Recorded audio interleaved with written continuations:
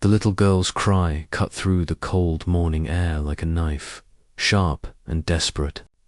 Her tiny hands shook violently around a broken doll, one arm ripped off, the face smudged with dirt and tears. Beside her, her mother knelt on the cracked pavement outside the factory gates, a dark bruise spreading across her cheek, her eyes hollow with exhaustion and fear. Around them, the world went on, cruelly indifferent. Trucks thundered past, workers streamed inside without a glance, and life carried on as if nothing had happened. But for that little girl, the world had just fallen apart. She whispered hoarsely, her words trembling, They broke my toy and hit my mum. Something sparked among the group of bikers, nearby a flicker that grew into an uncontainable blaze, raw and furious. Before we continue, if you believe that courage, compassion, and second chances can still change the world, take a moment to like, comment, share, and subscribe. Every bit of support helps stories like this reach hearts that haven't given up on good. That morning had begun like any other for the biker crew called the Angels of Steel. They looked the part of trouble, tattooed arms, heavy boots, leather jackets worn and faded from countless miles on the open road. But beneath that tough exterior were men carrying stories of redemption, men who had once stumbled and fallen, and now sought to make the world right in ways nobody noticed. Their leader, Ray Grim Lawson, tall and broad, had paused his bike at a small roadside cafe across from the aging steel factory. The place was infamous in town rumors of ruthless supervisors and cruel working conditions swirled like smoke. People whispered that workers were treated like cogs in a machine, their humanity stripped away. Grim had once worked there himself, years ago, before leaving to forge a new life. That's when he saw them. A woman stumbled out of the factory gates, gripping her daughter's hand with white-knuckled desperation. Her pale face was tight with fear, eyes darting wildly, like she was running from something that had no mercy. The little girl, maybe 5 or 6, clutched a ragged doll close to her chest. The doll's missing arm, a mirror of her own vulnerability. But what made Grim's blood run cold wasn't just their fear. It was the moment of factory guards, in crisp uniforms, shoved the woman back toward the road, their hands rough and unyielding. And in that instant, Grim knew something had to be done. The little girl's voice rang out, trembling but fierce. "Don't hurt my mummy." One of the guards laughed a cold, cruel sound, then snatched the doll from her tiny hands. With deliberate force, he tossed it to the ground and stomped on it until the arm snapped off. The girl's wail pierced the morning air, a sound that made Grim's chest tighten like a vice. And then, when her mother tried to shield her, he saw it, a hand striking her across the face. The slap cracked like a whip, sharp and undeniable, echoing in the silent, watching world. Grim's jaw clenched. Around him, the other bikers went quiet. Even their usual chatter couldn't compete with the brutality of that moment. The mother collapsed to her knees, dust mixing with tears, while the guards walked away as if nothing had happened, without a word. Grim crossed the street. Each step of his boots was heavy and deliberate, echoing against the pavement like a heartbeat of warning. The rest of the Angels of Steel fell in line behind him, silent but ready, kneeling beside the trembling girl. Grim's hands, tattooed and scarred, picked up the broken doll. He brushed away the dirt, examined its cracked face, and returned it gently to her. Mia's eyes, wide and watery, locked on his, carrying the kind of silent despair that no child should ever have to carry. Behind her, Sarah whispered apologies, trying to vanish into the background. It's nothing. We should just leave. Grim looked into her bruised face and saw something that ignited a fire in his chest. Helplessness. The same helplessness he had once seen in his own mother decades ago, when his father's fists ruled their home. Her name was Sarah, and her daughter, Mia. Sarah worked in the factory's packaging unit. Long hours, paltry pay, and a supervisor named Cole who made every day a battle. That morning, a simple mistake, a dropped box, had turned into a public humiliation. Cole had grabbed her arm, shouting insults loud enough for everyone to hear. Mia had watched from outside the gate, desperate to run in, but the guards had blocked her. When Sarah tried to defend herself, one of them struck her. She hadn't reported it. Losing her job wasn't an option. That paycheck was all she had to put food on the table, to keep a roof over their heads, especially after her husband died 2 years earlier.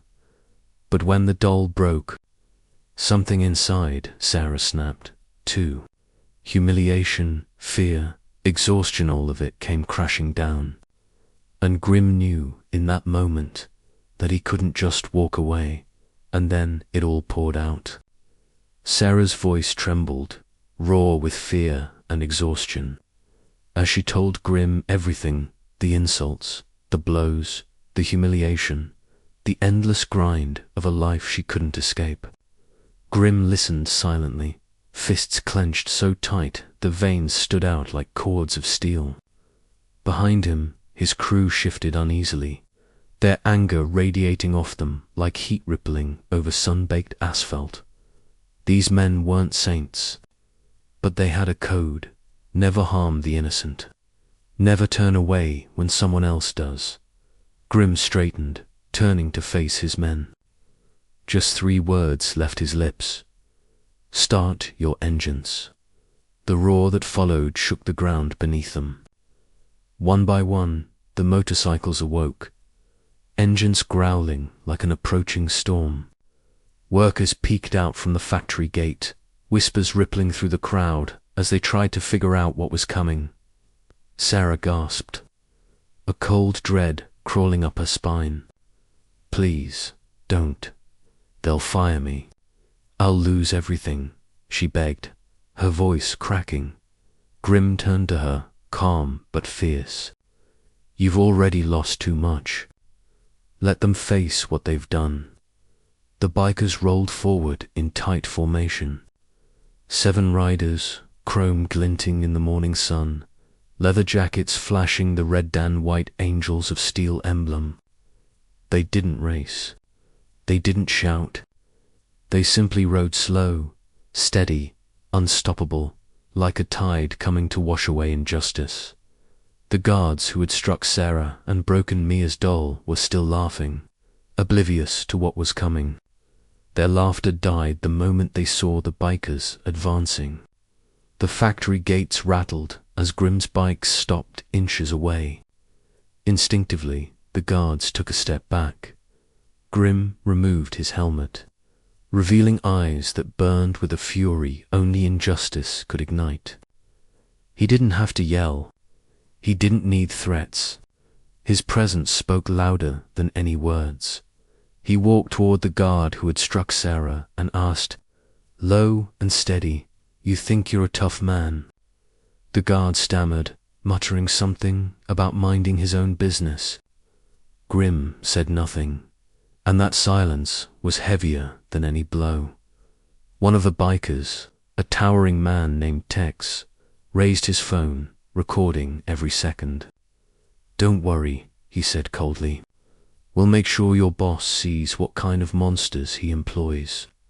When the factory supervisor, Cole, came running out, red-faced and shouting, demanding they leave, Grim met him halfway.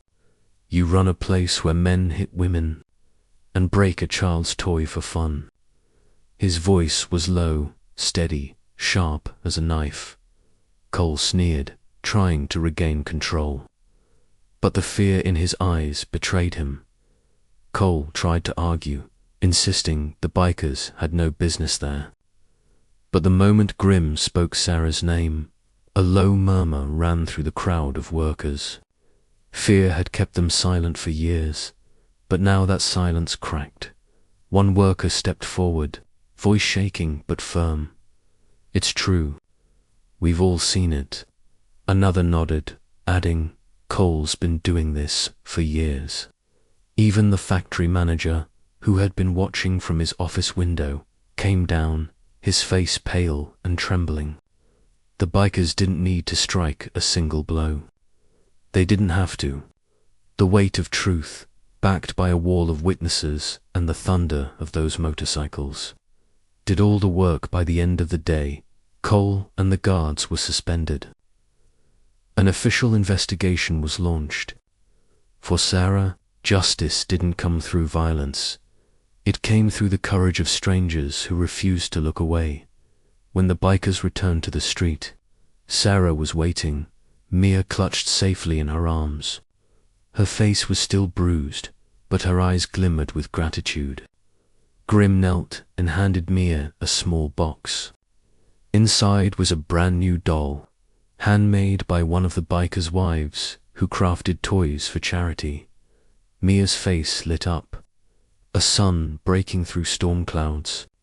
Tears streamed down Sarah's face as she tried to thank them, but Grimm just smiled, voice calm and steady.